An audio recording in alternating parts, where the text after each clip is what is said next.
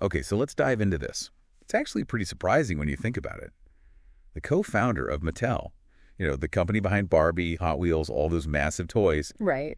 Well, she started out when society had these incredibly rigid ideas about what women could or even should aspire to. It really sets up quite the story. It really does. And that contrast is, well, it's fascinating, isn't it? You have the constraints, the expectations of the early 20th century, and then you have the sheer global impact of what Ruth Handler eventually created. It kind of shows how one person's drive can push against, really established norms. Absolutely. So welcome, everyone, to the Deep Dive. Today, we're really getting into the life and the impact of Ruth Handler, looking at a narrative that lays out her journey. Yeah. And maybe you listening have felt that sometimes, that sense of expectation, like a wall's kind of closing in on your ambitions. And something many can relate to, I think. Yeah. So our goal here is to pull out the key insights, maybe some surprising moments from Ruth's story, just to get a deeper feel for what she overcame and the legacy she built. And it makes you wonder right away, doesn't it? How did someone facing those kinds of really solid limitations managed to not just break through, but actually reshape a whole industry? Exactly. It wasn't just one lucky break. No, likely a mix of, her own personality and some really smart moves along the way. Right. And the narrative we've looked at really emphasizes her early life, this sort of inherent defiance she seemed to have. Like we said, early 20th century, women's roles were pretty much defined as being in the home. Yeah, ambition wasn't really encouraged. Not at all. Often actively discouraged, actually. There's a great line in the source material. It describes female ambition back then as like a storm to be weathered, not a wind to be harnessed. Wow. It really paints a picture of the mindset, Yeah. So what about her early defiance really stands out to you? For me, it's just that she didn't just accept it. Yeah. The narrative talks about her curiosity, calls it her compass. And it just seemed to point her towards things that probably weren't even options for most women she knew. It makes you think, right, haven't we all felt that pressure sometimes, that sort of weight of expectation trying to push us down a certain road? That's a really good point for listeners to think about. Her questioning of those roles, it seems like it was there from the start, a real driving force. Definitely. And that tendency to challenge things, well, it probably fueled her later ideas, her willingness to take risks. And she definitely took risks. Founding Mattel with her husband, Elliot. I mean, now we see Mattel as this huge company, right? A giant. But back then, the business world was just overwhelmingly male. Navigating that must have been incredibly tough. Oh, for sure. And the narrative mentions she was often, dismissed, her ideas overlooked. Right. And it wasn't just because she was new to it. It was the gender thing, plain and simple. It took serious resilience, not just a good idea. And this is where it gets really interesting for me. Her marketing genius. She didn't just play by the rules. She kind of threw the rule book out. How so? Well, instead of just marketing to parents, which was the norm, Ruth saw the power in talking directly to kids. That move to advertise on the Mickey Mouse Club, revolutionary. Absolutely revolutionary. And it really was a complete shift. I mean, think about it. Toy companies always focused on the parents, the ones with the money. Exactly. But advertising on a massive kids show like Mickey Mouse Club, Ruth basically understood that kids had desires, they had influence, pester power, Right. Yeah. Suddenly, kids were telling their parents what they wanted. She saw them as consumers in their own right. That changed everything. You really can't overstate how big that was. Yeah. It wasn't just clever marketing. It shifted power in the industry. It really set the stage for how toys are sold even now. Yeah, it did. Okay, so moving forward a bit, Yeah. we get to probably her most famous creation, Barbie. Yes, Barbie. 1959. The narrative calls it a lightning strike of creativity.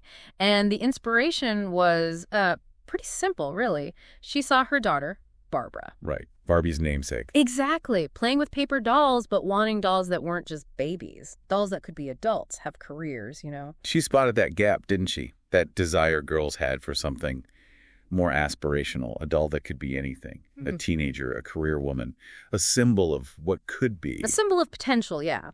But getting that doll made wasn't exactly easy. No kidding. The source material really stresses the pushback she got. Skepticism, resistance. Executives just doubted that a doll with adult features would sell. They thought it was weird or inappropriate. Both, probably. Concerns about appropriateness, definitely. Yeah. Whether it was commercially viable, it was a big gamble, and a lot of people thought she was making a huge mistake. It makes you think, have you ever had an idea that everyone else just thought was impossible or just wrong? It takes real guts to push through that kind of doubt, doesn't it? Absolutely. And Ruth clearly had that conviction. Yeah. Because as we all know, Barbie wasn't a mistake. The launch was, well, it was massive, a phenomenon. Huge cultural impact. Barbie became more than just plastic. She was like a mirror reflecting how society was changing, what girls were starting to dream about. Well, that wasn't all positive, was it? No, not at all. And the narrative is clear about this, too. Success came quickly, but so did the controversy, especially around the doll's body, those unrealistic proportions. Right. That became a major issue. And, valid concerns were raised about body image, the kind of narrow beauty standard it represented. It's definitely a complicated part of the legacy. It is. You have to look at both sides. But what's also important is how Mattel, and presumably Ruth while she was there, responded over time. You mean like introducing more diversity? Exactly. The narrative points to that evolution, gradually bringing in dolls with different backgrounds, different body types, more careers. Which wasn't just about selling more dolls, hopefully. Yeah. Well, the narrative suggests it also reflected Ruth's own belief in adapting and progressing. She seemed willing to face the criticism and actually, evolve the product. That's a good point. It shows a willingness to engage, not just dismiss criticism. But her own journey wasn't always smooth sailing either, was it? The 70s sound like they were pretty rough for Mattel. Yeah, the narrative talks about financial turmoil, legal challenges, internal strife, a difficult period. A reminder that even huge success stories have their downturns. Absolutely. And Ruth's leadership was tested. Ultimately, she was forced out of the company. Amidst a lot of controversy, that must have been devastating. Oh, totally. Imagine your company, your creation, and then having to leave like that. And on top of all that professional turmoil, she faced something deeply personal. Her breast cancer diagnosis. Yeah, and the mastectomy. The narrative calls it a tidal wave, which feels about right. The emotional, the physical toll, hard to fathom. But this is where her resilience, that same spirit maybe, really comes through again. Instead of being crushed by it all. She found a new purpose. Exactly. She saw the silence, the shame maybe, around breast cancer back then and decided she had to do something. And that led to Nearly Me. It's amazing how she channeled that same entrepreneurial energy that built Mattel into this completely different area. And Nearly Me, the prosthetic breast she developed. The narrative makes it clear it wasn't just a product. It was about something much bigger. Restoring confidence, dignity. Precisely.